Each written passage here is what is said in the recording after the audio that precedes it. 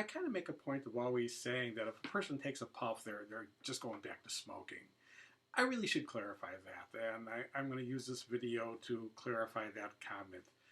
It's not totally true. It's, there are people who take a puff who go back instantly. I mean, in 24 hours, they're hitting their old levels of consumption. But to be fair, there's a whole bunch of people who take a puff one day who don't get hooked. They kind of get away with it. And I don't seem to address that much in most places that I'm producing the articles and where I'm in the videos. They exist, and I don't seem to address them. All right, I'm going to address them here. I addressed them in one article that I use frequently to deal with this particular issue. And the article was titled, "The Lucky Ones Get Hooked." And that surprised a lot of people, I think, when they first read the beginning of that article, saying that the people who take a puff, who are instantly addicted to the level that they recognize they're going for a pack of cigarettes that moment in time. You know, they borrowed one thinking, oh, they're off for years, they've got it under control, and now all of a sudden it's like something is clicked on that, in almost like a zombie-like fashion. They're shooting for a cigarette machine. They're shooting to a store to buy a pack. Those people are the lucky ones. And people sometimes wonder, well, how can you say that? They're chain smoking. They're hooked instantly. How could they be lucky? Well, the reason that they are lucky in comparison to the people who take a puff and don't get hooked is the people who take it instantly recognize what happened, or if they don't even recognize it on the conscious level, they realize they have to smoke. They're buying a pack. They're downing, they're downing the pack. They're buying their next pack. I mean, all within the first 24 hours. The reason they're lucky is if, and make sure to understand that I emphasize that word if, because if is an extremely important concept in what's coming out here through the rest of this video. If that person ever gets a chance to quit again and pull it off, they know what happened last time. Oh gosh, they were off for months, they were off for years, they were off for decades. They took a puff one day, they became instant smokers again, and they realized, oh my gosh, what a mistake that was. They got hooked into smoking, and they had a fight. They maybe had a struggle to get off, but they got off. And again, that's the if. If they quit again, they know what happened the last time, and hopefully, again, I got to emphasize the word hopefully here, they'll be able to pull off another quit. They'll be able to, get this one going and keep it going. All right. Now, what about all those other people who I didn't mention? The people who I said took a puff and didn't get hooked. Why are they so unlucky? I mean, they got away with it. Those people have lost a major edge in being able to stay off smoking now. One of the things that I always try to get people to do when they do get the thoughts for cigarettes, because come on, thoughts are going to come up, they're going to happen, triggers are going to occur. And one of the things that I get them to do is to realize if they take the one, they got all those others going with it, they got all the problems going with the others. I try to get them to remember how cigarettes were at the end, and to ask themselves, do they want them under those terms? And of course, if people analyze how they were at the end, they didn't want them under those terms. That's why they quit. That's why it was the end of their smoking. So if they understand that concept, that if they take a cigarette, they're going back to smoking, they recognize that they don't want to go back to smoking, then they understand they don't want to take the cigarette, not with the terms that it comes with. But you get a person who one day takes a cigarette and doesn't get hooked. Oh, wow, what did they learn now?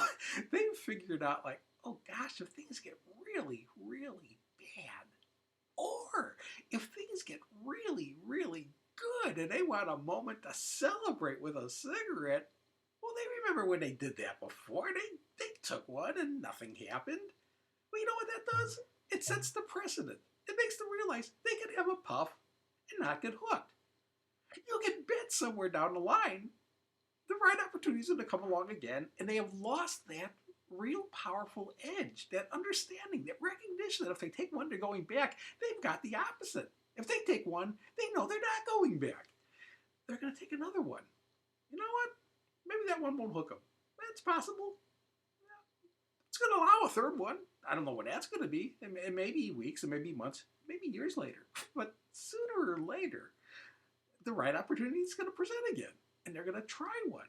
And sooner or later, one of them is going to take them down. And they're going to be chain smoking again. Now, if they ever quit again, and recognize I'm emphasizing the word if, because you don't know that they're going to get the strength to do it again. You don't know they're going to get the desire to do it again. And the worst case scenario, you don't know they're going to get the opportunity to do it again.